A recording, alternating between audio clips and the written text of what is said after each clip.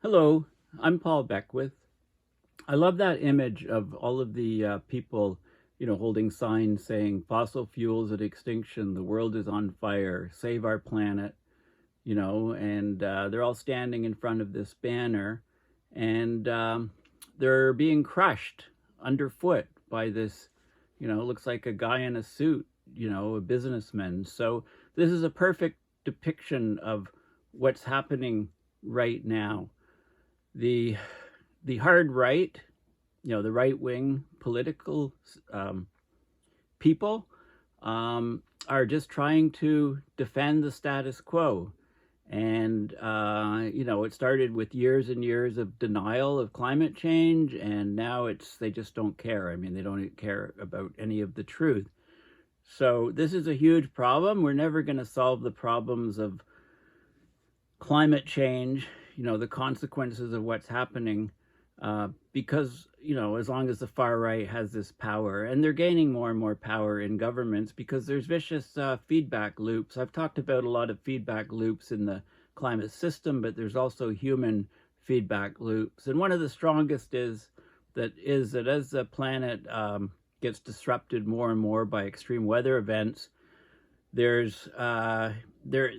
necessitates huge migration of people, whether it be from a city that's flooded out, a city that's destroyed by a large superstorm type, tropical storm or hurricane or cyclone or typhoon, or whether it's just people, getting too hot and too dry in certain places so that it exceeds wet bulb temperature, so people can't live there anymore.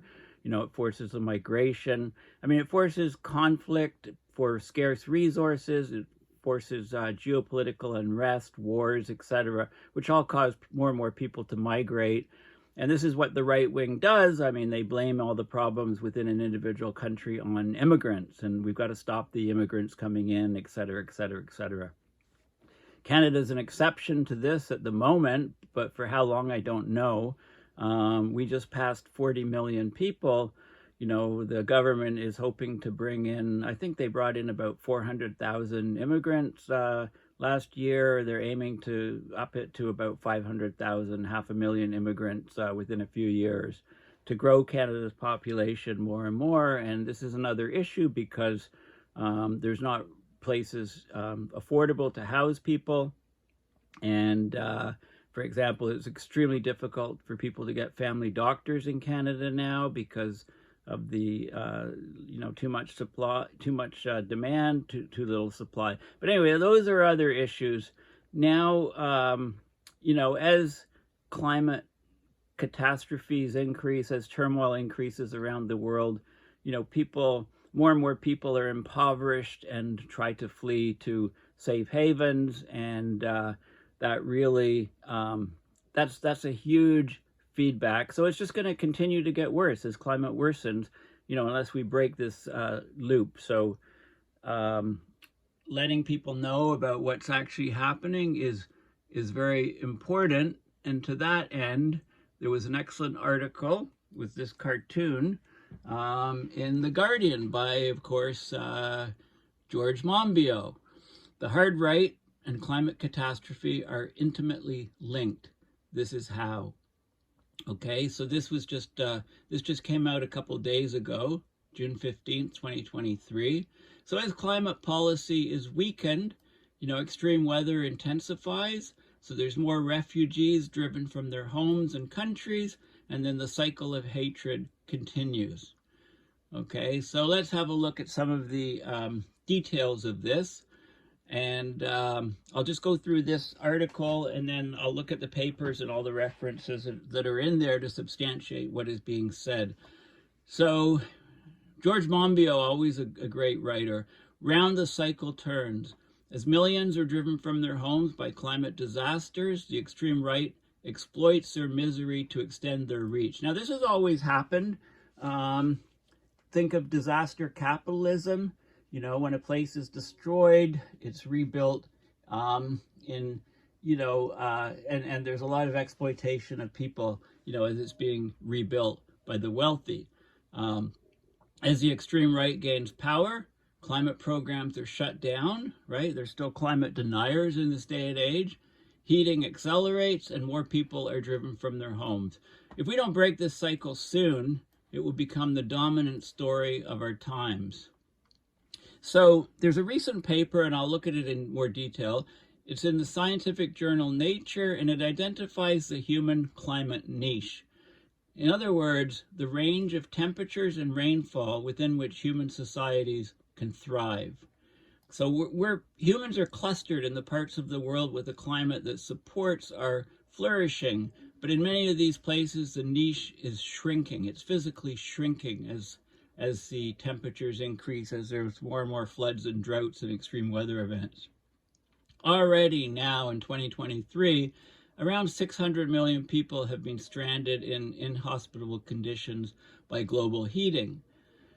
But current global policies are likely to result in about, now it says 2.7 C of heating by 2100. I think this is way off the mark. It will be much sooner than that, I believe. But on this trajectory, even if it was only 2.7, some 2 billion people would be left outside the niche by 2030. So 600 million outside the niche in 2023, and in 7 years, that's going to triple to 2 billion people, and it'll increase to about, by a factor of 6, from 600 million to 3.7 billion by 2090. That's almost half the global population. It says if governments limited heating to their agreed goal of 1.5, which we can't do, now they talk about, well, we're going to exceed it, but can we go back to it? Some people are still arguing that they're still talking about this goal. I mean, the IPCC, the climate conference, is the COPs, they'll still say, oh, our goal is 1.5. They'll say that when it's 2 degrees and 3 degrees already, it looks like. I mean, they're machines that can't be flexible. They're rigid, bureaucratic machines. So if we did limit it miraculously to 1.5, the numbers exposed to extreme heat would be reduced by 5-fold. But if we're abandoning climate policies, which the far right is doing when they get power in countries, and it's very easy to chop and burn stuff. It can take years and years to build up decent programs, decent institutions, decent people to fight climate change, and then one government, a right-wing government, comes in and is chopped the first day. Time after time, we've seen this. This is absurd, and we can't get anything done, when that happens. It takes almost no time to destroy things. It takes forever to build them up in government in terms of groups or departments or whatever that are going to address climate change in a realistic fashion. So anyway, abandoning climate policies, 4.4 degrees of heating is much more likely by the end of the century, and that would be 5.3 billion people facing conditions that range from dangerous to impossible. So that's well over, that's about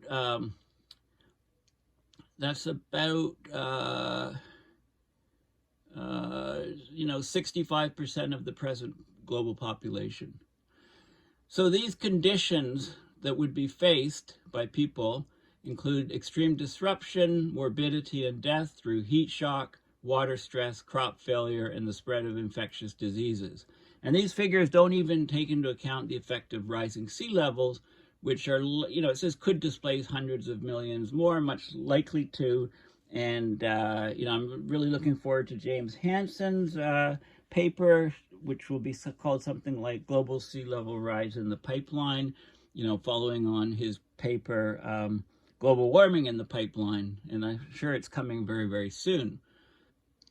So lots of people displaced by sea level rise, which isn't even included in these numbers. These numbers are from heat stress and drought. So already weather stations in the Persian Gulf, they've recorded wet bulb measurements, which is a combination of heat and humidity beyond the point at which most humans can survive. And theoretically, that's 35 Celsius at 100% humidity. But some studies have been done in warmed up rooms. And this is for, healthy people in warmed up rooms. It's more like 32 Celsius at 100% humidity. Their core body temperature heats up beyond that. And if you're old or young or have some underlying conditions, it's much less than that even. So we're already at that point in many locations at 31 or 32, right? This is a theoretical maximum, but perfectly healthy people couldn't last more than about 32 Celsius at 100% humidity in the recent studies on people, the actual real data on people. At other stations on the shores of the Red Sea, the Gulf of Oman, the Gulf of Mexico, the Gulf of California, and the western side of South Asia, measurements have come close. And the reason is because these bodies of water are reaching close to 35 Celsius. They're like 33 on a regular basis, sometimes pushing up to 34 Celsius. And if you're on a coastline right next to the water that warm, there's lots of evaporation. You can have 100% humidity right near the coastline, and then people just can't cool their bodies enough, and they overheat and can get heat stroke and die within a day. Okay, this is really serious stuff, this heat stress, the wet bulb temperature. I've done videos on this. If you're not sure about it, make sure you read up on this.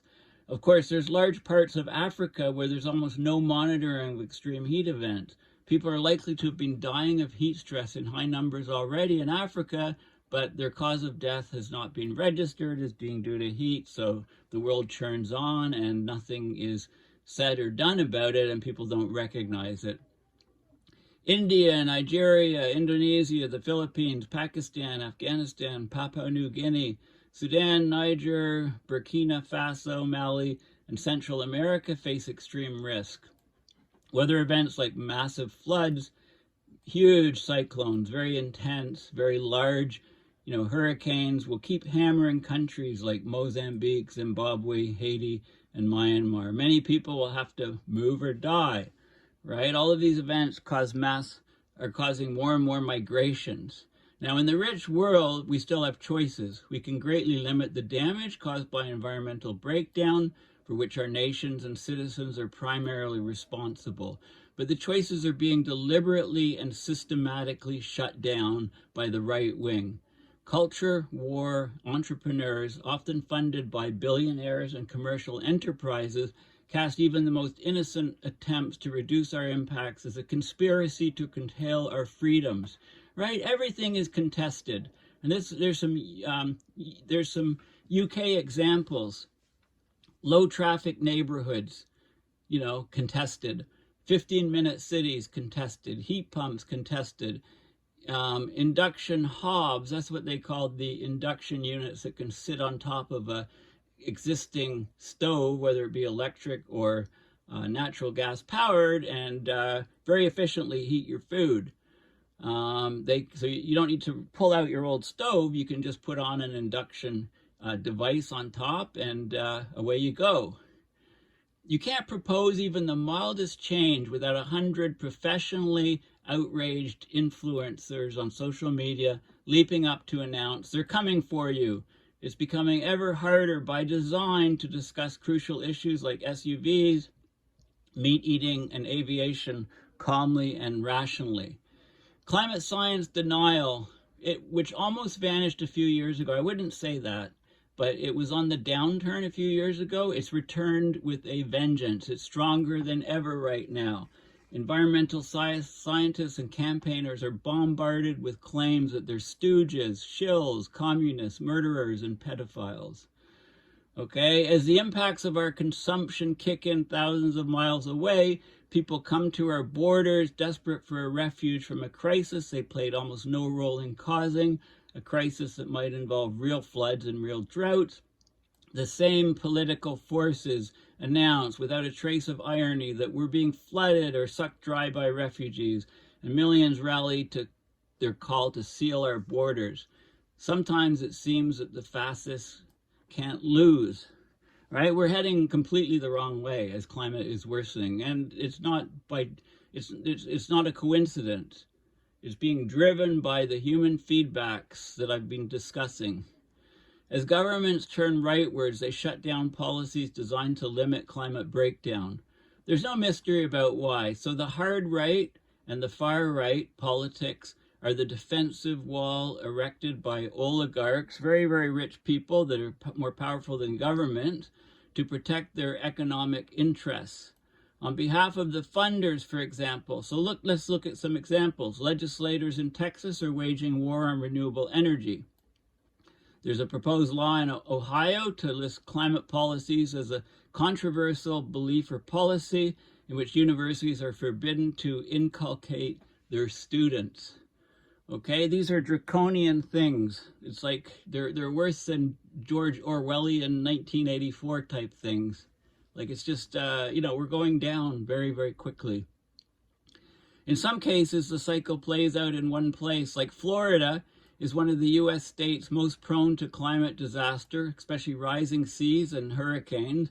But its governor, Ron DeSantis, who could be a president in future, is building his bid for the presidency on the back of climate denial. On Fox News, he denounced climate science as politicization of the weather.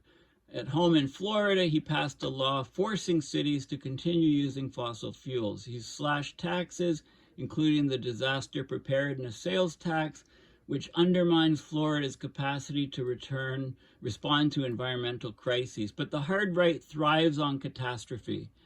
And again, you get the sense that it can scarcely lose. In fact, it almost seems to love catastrophe. The more catastrophe, the better for the far right. What kind of a world is this? If you want to know what one possible future, a future in which this cycle is allowed to accelerate, just look at the treatment of current refugees, amplified by several orders of magnitude. So already at Europe's borders, displaced people are being pushed back into the sea.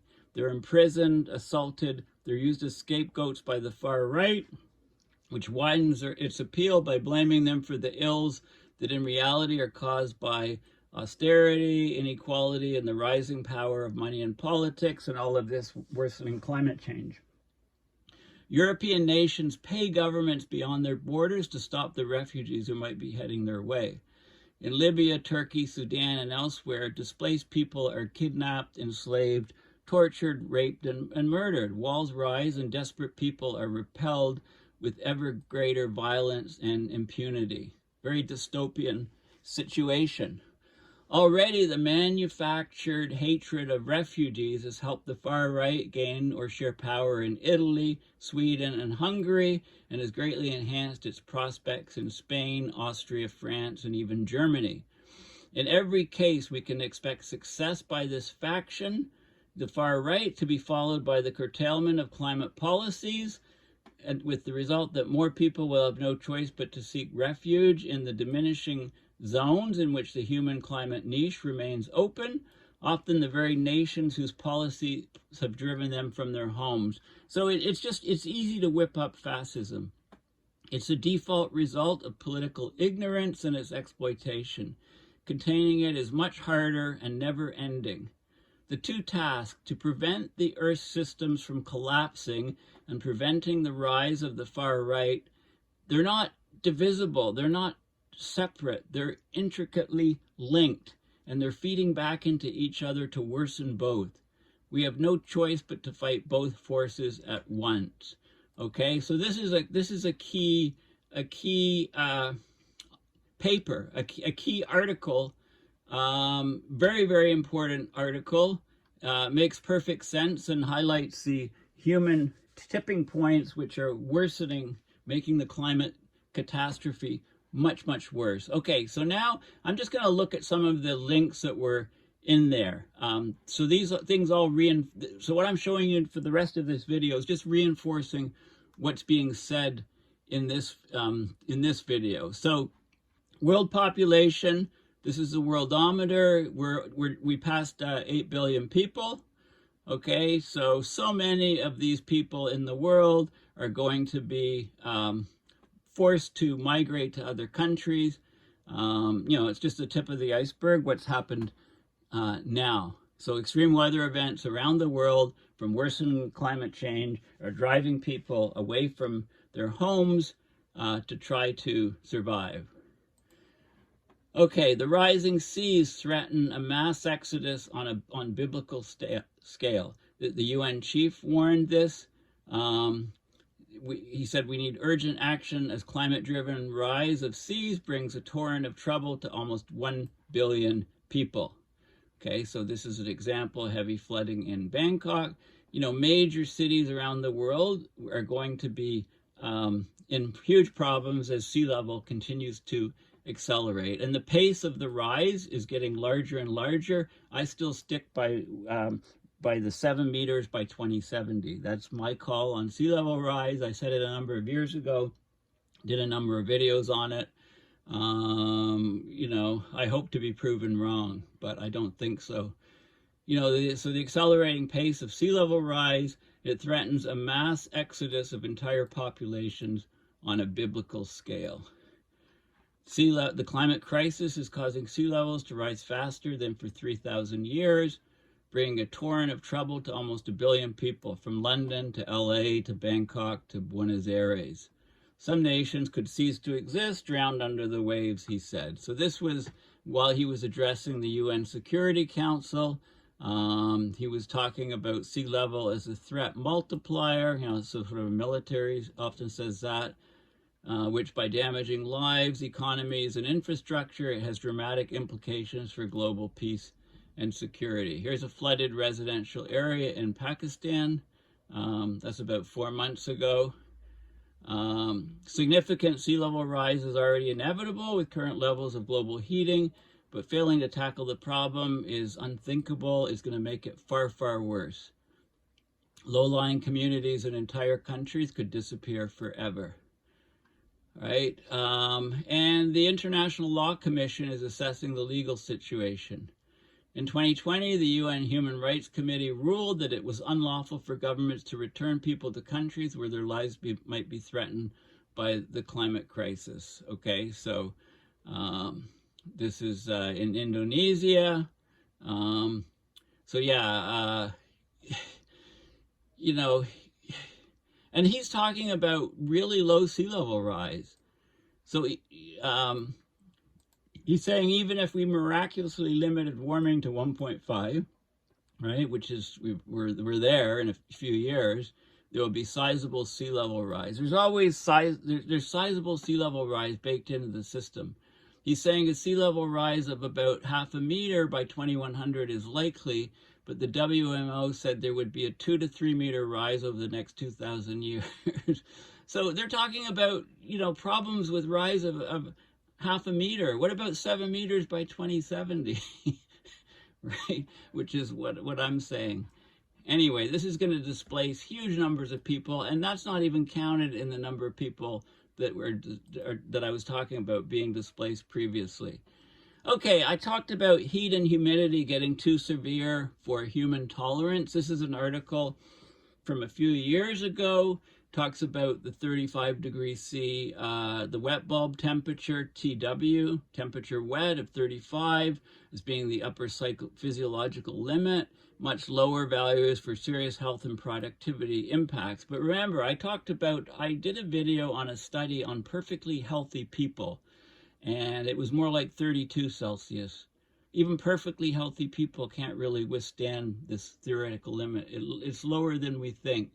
So they talk about along coastlines with very, very warm water, and the way we cool ourselves. So humans, bipedal locomotion, naked skin, right? No fur, sweat glands, they're constituents of a sophisticated cooling system, right? But as we reach these wet bulb temperatures, we're toast. We can't be outside. Right? So it talks about how you arrive at the theoretical limit, like a normal internal human body temperature is about 37 Celsius, 36.8 plus or minus 0.5 Celsius.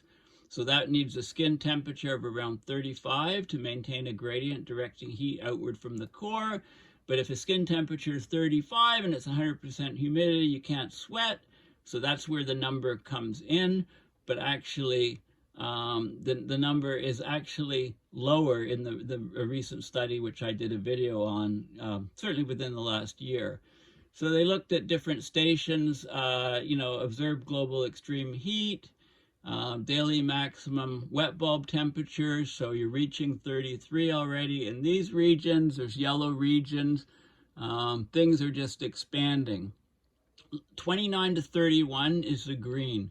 Those are the regions that are getting very close to the 32 degrees, right? It won't take much to bump them up, and then we're going to have people, dropping down from heat stroke, heat exhaustion, and areas becoming uninhabitable unless you're wearing an astronaut type suit. I've talked about a chill suit in the past. That sort of thing would be required to work outside. So this is different temperatures, different data and stuff. I'm not going to go into all of the details of this. Monsoon seasonality of extreme heat, and this is some areas in the Persian Gulf where the temperature's already getting very, very close. Projections of extreme humid heat exceeding the physiological survivability limit, and so on. Lots of pictures. But again, if you're near a coastline and sea surface temperatures are approaching those high numbers, then you can be in great trouble. Okay. Now, the African situation is so we're just not getting the data from Africa. We could be regularly exceeding these wet bulb temperatures, and people could be dying from it, but we're not. There's numbers of heat waves in Africa, and so on, and we're just not measuring this stuff. Okay, so we need to improve heat wave detection. Extreme heat within a drought. Here's some areas of South Africa. Here's some daily temperature anomalies. Far exceeding the levels. Okay, this is an average, 1981 to 2010, and this is the daily average temperature. So this paper, what's the date on this paper? The paper from a while ago, September 2020. Okay, so yeah, Africa, huge problems there, but we're just, the world is not reporting on these. Okay, there's a global climate risk index. Let me expand it. Who suffers the most from extreme weather events? Weather-related loss events in 2019 and 2000 to 2019. So this is a briefing paper from a couple years ago. All of this stuff can be accessible. It's not behind paywall. It's if you want to see what countries are thought to be the worst off, just have a look at this. It's by a group called German Watch. It looks how to interpret the Global Climate Risk Index. Let's just loop down here. Key messages. Certain countries that are most affected by the impacts of extreme weather events back in 2019. Right? I don't know if there's an update of this particular report, but it gives this risk index and maps, and it ranks the most affected countries at risk. It did it for 1 year, but you can see, in the number of fatalities in these countries, fatalities per capita or per 100,000 inhabitants. So the Bahamas, look how high the Bahamas is there. It's crazy. I wouldn't have thought the Bahamas would be like that. It gives the reasons for what was happening. The long-term climate risk index, the 10 countries most affected. Puerto Rico, Myanmar, Haiti, Philippines, right? The U.S. and Canada will be on here soon. Canada with the fires, U.S. because everything's happening there, all these weather disruption. A world map of the Global Climate Risk Index from the, this is the ranking. So the worst 10 countries are in dark, and then red 11 to 20, and then in orange 21 to 50. Right, so you've got the rankings. They talk about extreme weather events and impacts, and cyclones and all these different factors. Okay, so very, very detailed paper.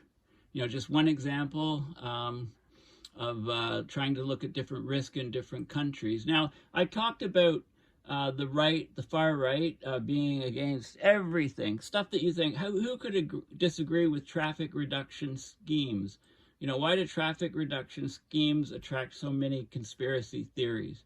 So there was a plan to restrict car journeys in Oxford, England, and it became a lightning rod for fears of global assault on freedoms.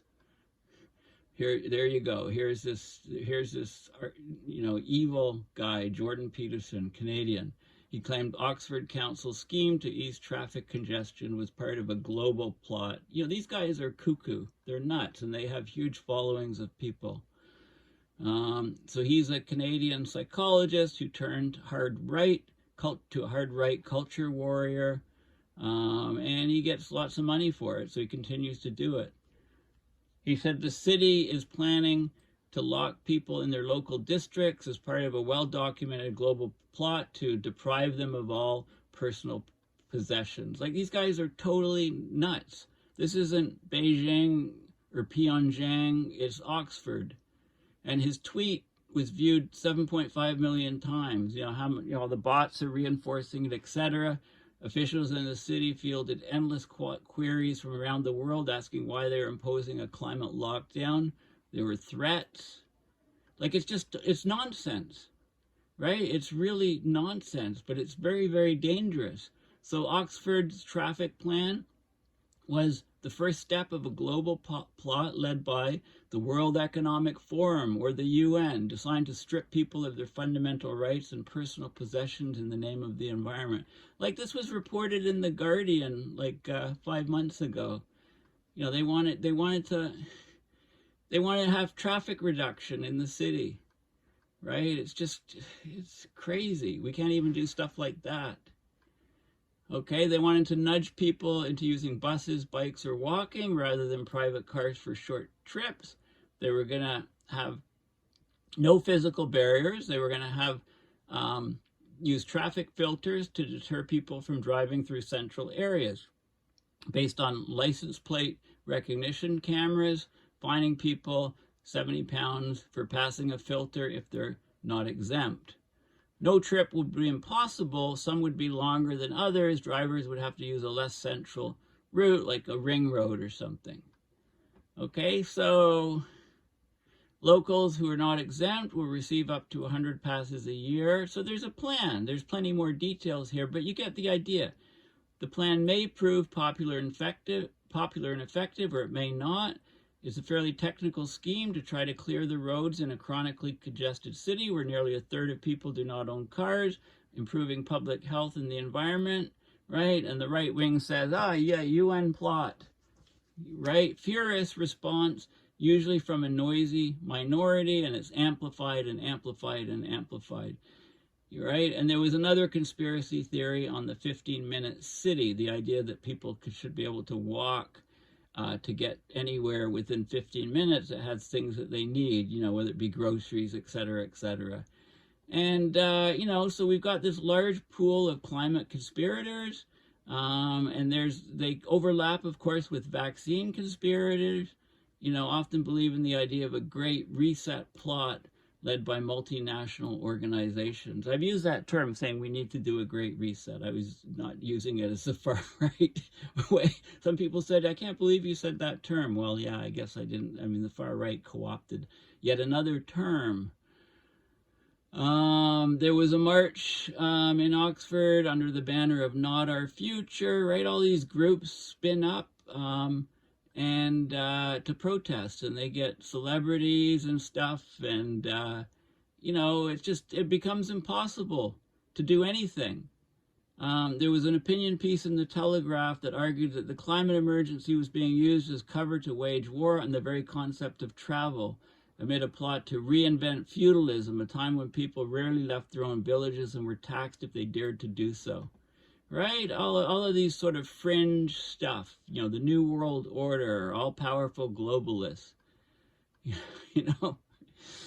As with COVID-19, we should be worried about conspiratorial language filtering from the fringes into mainstream debate and being used to attack scientists, politicians and others. There you have it. Okay, so it just blew up. You know, the idea of having a traffic reduction scheme in Oxford, England, it just blew up to total chaos from the far right. In praise of the 15-minute city, the mundane planning theory, terrifying conspiracists, right? The frightening prospect of greener, people-friendly streets and convenient amenities has sent the online right and Tory MPs into a tailspin. You know, here's a sign. 15-minute cities, welcome to the real Hunger Games. You know, the vehement anger from the far right. I mean, our society doesn't have a chance with this sort of thing going on. There's an international socialist conspiracy afoot. It wants to make it easier to walk to the shops. Fringe forces of the far left are plotting to take away our freedom to be stuck in traffic jams, to crawl along clogged ring roads and trawl the streets in search of a parking spot. The liberty of the rush hour commute, the sanctity of the out-of-town shopping center, the righteousness of the suburban food desert is under threat as never before. The name of this chilling global movement, the 15-minute city. You know, of course, this is all satirical and sarcasm. In case hopefully shouldn't have to tell you that. Okay, Westminster can often seem like a badly scripted spoof of itself. This is the UK Parliament, but it descended into parody. The Conservative MP launched a plucky tirade against the concept of convenient, walkable neighborhoods. Will the leader of the House please set aside time for a debate on the international socialist concept of so-called 15-minute cities and 20-minute neighborhoods? Right? It's not the first time that an online conspiracy theory has made it into the Commons chamber, but it's maybe one of the most surreal. Simply put, the 15-minute city principle suggests you should have your daily needs, work, food, healthcare, education, culture, and leisure within a 15-minute walk or bike ride from where you live.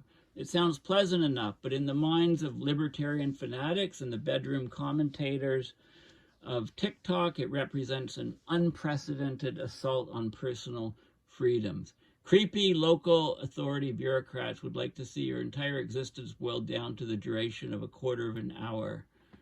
Dystopian plan, surveillance culture would make Pyongyang envious. Right? Hunger Games society. Right? It's just like you know, people are trying to have less emissions. The climate change lockdowns are coming, tweeted Nigel Farage. Right? And they talked about Oxfordshire Oxfordshire County Council yesterday approved plans to lock residents into one of 6 zones to save the planet from global warming, screamed one alarmist headline. You know, Hunger Games. So there you go. I mean, you can't do anything without the far right pouncing on it, screaming bloody murder. You know, the stove debate. Okay, so gas stoves, they put lots of particular emissions. They make it very unhealthy, the indoor air quality, and there's a movement to phase them out. You know, of course, the right jumped on this. You know, they jumped on this. They called it conspiracy theory, sudden coordinated effort to indoctrinate the American sheeple, perhaps on behalf of the heat pump lobby. Even Tucker Carlson and Senator Joe Manchin joined in on the fun, right? And so on and so forth, right? So huge outcry. You know, and of course the natural gas industry wants people to still use stoves indoors. They talk about, you know, all of how great it is to have gas stoves and so on. And you know, it turns out that 1 in 6 kids that have asthma or have the asthma because of indoor gas stoves, right? And there's a very simple plug-in induction stove. It's very efficient. It can just sit on top of the burners. You don't have to take your stove out. It can go on top of the burners, very inexpensive, and your indoor air pollution is much lower. Okay, so again, it's made into a huge, huge conspiracy theory. So there you go. Here is an article about meteorologists around the world are facing unprecedented harassment and online abuse from people who accuse the experts of overstating, lying about, or even controlling the weather. There you go. Murderers and criminals. Meteorologists face unprecedented harassment from conspiracy theories. Murderers, criminals, we are watching you. These are just a handful of the threats and abuse sent to meteorologists at AMET, Spain's national weather agency, in recent months. They come via social media, its website, letters, phone calls, even in the form of graffiti sprayed across one of its buildings. There's been a rapid rise recently, coinciding with extreme weather in Spain. A severe drought has shrunk water levels to alarming lows, exacerbated by record-breaking April temperatures. So start abusing the meteorologists, right? It's crazy. You know, start blaming them for what's happened. I mean, this world we live in is so dystopian. And much of the trolling in Spain revolves around the rehashing of an old conspiracy theory, so-called chemtrails. Right, there you go. It's chemtrails that are causing all of these problems. But scientists have been clear. There's no evidence that chemtrails exist. You know, in April, meteorologist Isabel Marino wrote a tweet saying, "Rain skips Spain," with an image of a band of rain stretching across Europe but missing Spain almost entirely. She was completely unprepared for the response. "It was one of the hardest experiences in social media in my life," she said. She received hundreds of responses to an apparently inoffensive tweet. Many accused her of covering up weather manipulations. "Don't take us for idiots. They dry us up, and you are the spokesperson for those who do it," said another, and on and on and on, like vitriol, right? And it's not, you know, not just in Spain, in France, you know, all over the world, Australia. You know, just meteorologists reporting record temperatures being harassed. In the UK, you know, scientists are communicating like record-breaking heat waves in the UK. They're accused of instigating a nanny state hysteria. The Met Office was even accused of changing its color palette to make them look more dramatic. Right? Saying, "Oh, nothing's changed. You've just changed the color palette." You know, as COVID-19 fades from the headlines, climate change has become a strong rallying point. There's a big increase in insults directed at all organizations related to the weather. Okay, so it's just, yeah, things have really gone downhill, you know, as a result of the, you know, after the pandemic, basically. You know, people have lost their minds. Here's the Texas Senate moves to shut down renewable energy permanently. Okay, this is a recent article. Texas Republicans in the Senate are hoping to permanently cripple the renewable energy industry in the state with amendments on a must-pass bill. So solar and wind have been growing significantly in Texas because of subsidies and public support. Texas produces more wind energy than any other state in the nation, thanks partially to support from official channels.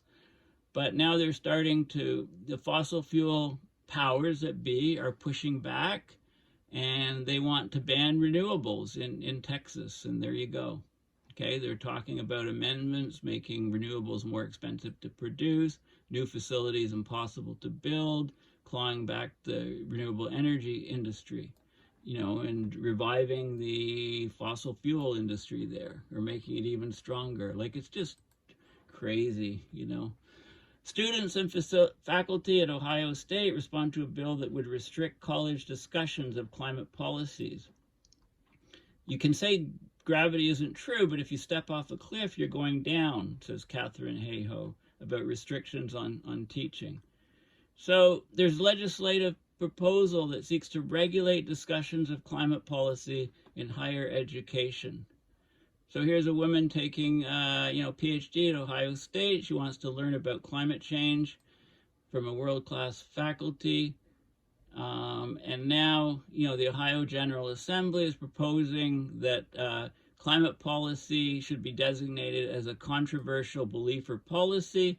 Faculty must encourage students to reach their own conclusions about all controversial beliefs or policies, and the university should not seek to inculcate any social, political, or religious point of view. Okay, so that could shut down climate study in Ohio. And here's, of course, what's going on in Florida. Florida is completely dystopian. And DeSantis had his campaign launch on Twitter. I don't know. I mean, Elon Musk is a real enigma, letting this sort of stuff go on Twitter. I guess his true colors are coming out. He's far right. He's, yeah. Yet what it doesn't jive with electric car company, space stuff, everything he's doing. He's worried about climate change, or said he was before. So I don't know. Anyway, DeSantis is talking about he rejects the politicization of the weather. He questions whether hurricanes hitting his home state have been worsened by climate change. I guess he has the marker too, like Trump. Let's draw the hurricane missing. So politicization of the weather, and this is in a state that it will be devastated by sea level rise. It's being devastated by stronger and stronger hurricanes, etc. Okay, so what else do we have here? Here, cracking down on refugees, right? It's like I said, there's these huge feedbacks. Greece, Bulgaria, and Poland have been accused of forcibly turning away migrants at terrible human cost. Okay, so there were a group of refugees from Somalia, Eritrea, and Ethiopia being taken from the city of Lesbos in Greece and abandoned at sea by the Greek authority. First, the 12 men, women, and children are taken from an unmarked van, forced onto a waiting speedboat. Then they're transferred to a Greek Coast Guard vessel, taken out into the Aegean, where they're pushed onto an inflatable emergency life raft and left to drift. Later, they were rescued and taken to Turkey. Okay, so huge pushback on immigration, right? Countries turn inward as things get more uncertain and there's more and more turmoil. So it's a horrible feedback. The EU pays Africa's brutal militias to lock up migrants. Britain wants to follow suit. Okay, so recent article on torture, rape, death are the results of a policy to keep desperate people away from Europe. Okay, so here's here's a cartoon here of basically people, taking the immigrants and just throwing them all back into Africa, basically shutting off migration, as Africa gets worse and worse by climate change. So anyway, you can have a look at this article, look at these headlines. I'll just do a couple more here. Turkish border guards torture and kill Syrians. So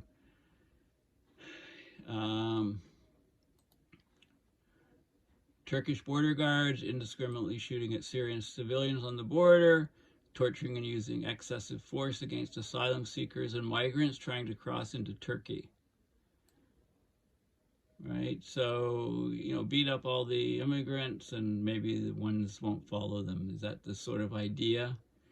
Anyway, this sort of stuff is going on.